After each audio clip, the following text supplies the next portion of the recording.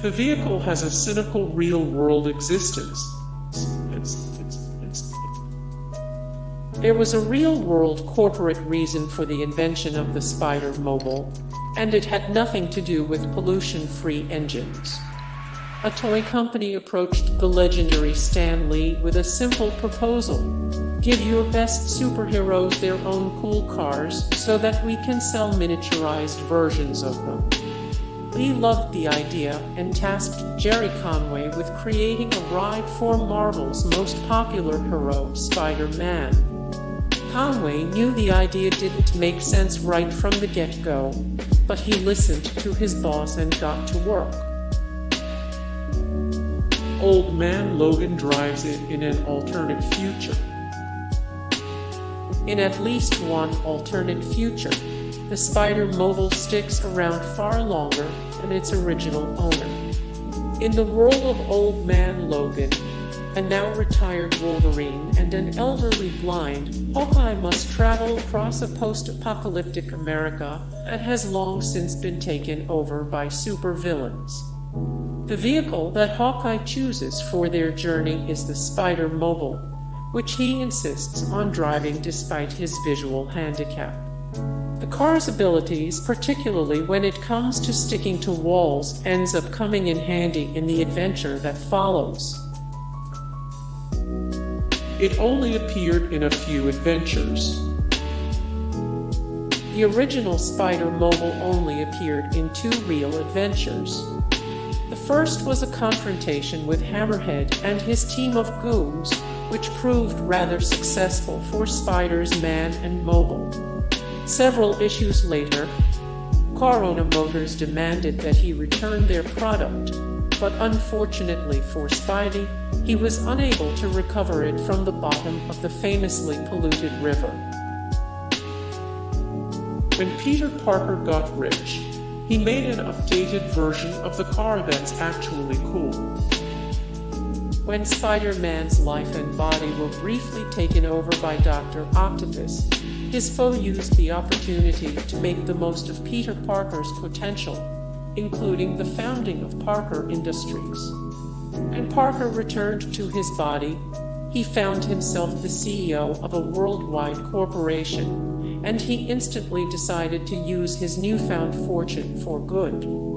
Parker Industries began producing a number of heroic products, including a new, sleeker, and more powerful version of the Spider-Mobile that was actually kind of cool. The cars were used by Spidey and some of his employees on several occasions to save the world. It was co-opted into the Dead-Buggy. In the mainstream Marvel universe, the Spider-Mobile got a somewhat ironic second life by becoming the Dead-Buggy. Predictably, Deadpool was the culprit behind this reinvention, as he recovered and repaired the Spider-Mobile as a part of his ongoing campaign to become Spider-Man's best friend. Other than a new paint job, the Spider-Mobile remained mostly the same, although Deadpool couldn't resist adding in a novelty horn that belted out like cucaracha. It has a spot in the Marvel Smithsonian. Has a spot in the Marvel Smithsonian. A sentient version of the Spider-Mobile appeared in the Spider-Verse storyline. A sentient version of the Spider-Mobile appeared in the Spider-Verse storyline. The vehicle once tried to end him. The vehicle once tried to end him. The car has some superpowers of its own. The car has some superpowers of its own. The Human Torch helped build it. The Human Torch helped build it. Spider-Man's financial troubles led to him driving the vehicle. Financial difficulty was a constant theme of early Spider-Man stories, and that's ultimately what led Peter Parker to make peace with the idea of driving a Spider-Mobile. Corona Motors offered to compensate Spidey for riding around in their four-wheeled advertisement, and the destitute wall crawler couldn't say no to an honest paycheck. He was paid $0 for his troubles, which wasn't really fair compensation for the embarrassment that came with the Spider-Mobile. The Spider-Mobile has a bizarre in-universe origin.